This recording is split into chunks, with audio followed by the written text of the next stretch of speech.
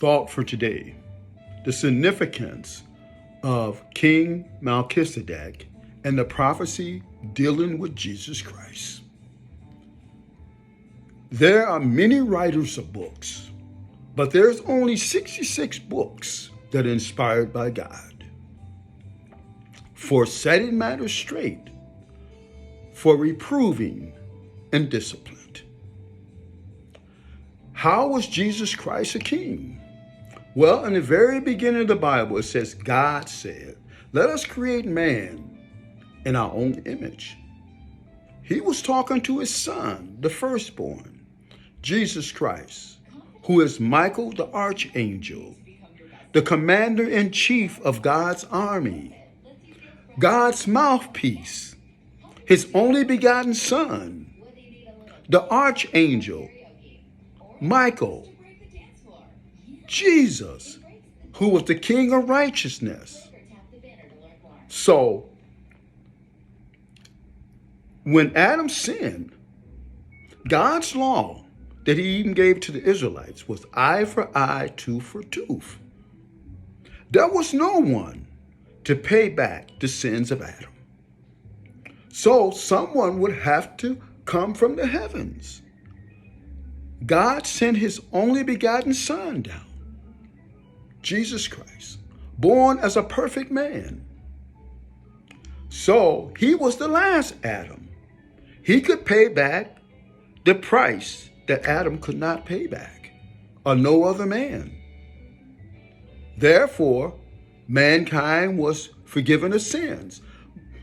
The Leviticus priesthood, all it did was constantly remind the Israelites of their sins. But Jesus Christ restored that when he came. Now, how was he, according to the manner of Melchizedek? When Jesus sacrificed his life, he became a high priest. He was already a king. And Jesus picked 12 disciples. See, there was no natural Israelites anymore, but it was a spiritual Israelites. And Jesus' disciples would become priests and kings with him in the heavens. And this opened the door to all the other prophecies that John talks about in the book of Revelation that are in signs and symbols. He talked about the new heavens that would be made up of Jesus and his disciples. And he also talked about the new earth, where there be no wickedness, because Jesus Christ and God's angels would come down, remove wickedness. They would destroy all wickedness. You see. So, as John said, God is creating all things new again. And the former things have passed away. So, Jesus Christ brought in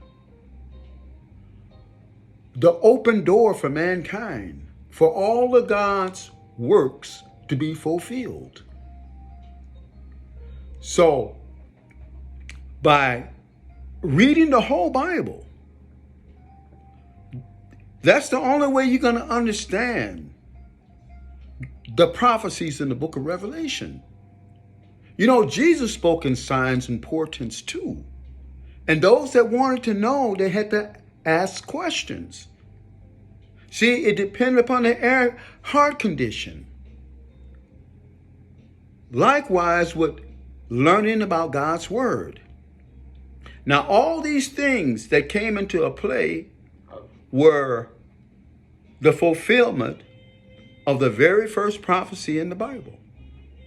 How God would restore credibility to himself. And also to the things that he had made. And how he would bring everything back in order regarding his purpose. If you want to know more about the Bible, please follow me.